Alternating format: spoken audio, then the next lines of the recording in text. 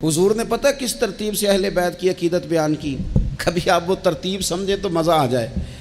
حضور فرمانے لگے رب سے محبت کرو کہ وہ تمہیں نعمتیں دیتا ہے، اور مجھ سے محبت کرو کہ میں اللہ کا محبوب ہوں، اور میری اولاد سے پیار کرو اس لیے کہ وہ میری اولاد ہے۔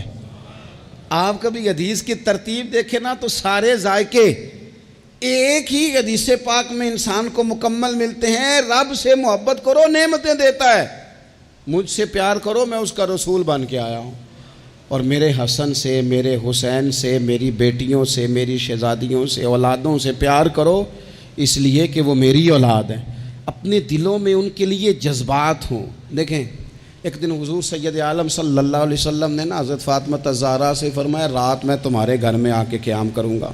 تو حضرت فاطمہ الزہرا نے کہا یا رسول اللہ یہ تو بڑے نصیب جاگ گئے، رات حضور گھر تشریف لے گئے۔ ہمارے ہاں جو آدمی تھوڑا سا بھی کسی عہدے پہ چلا جاتا ہے وہ بچوں کو ٹائم نہیں دیتا، نہ وہ پسند کرتا ہے۔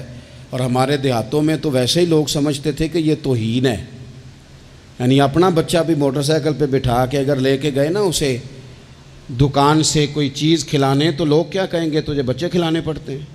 یہ عجیب و غریب ہم نے اپنی زندگی میں ماحول بنایا ہے۔ تو حضور نے فرمایا فاطمہ میں رات آپ کے گھر میں قیام کروں گا۔ سیدہ نے کہا یا رسول اللہ بسم اللہ، یہ تو کمال ہو گئی۔ حضور نے رات وہاں قیام کیا، امام حسن نے دودھ مانگا۔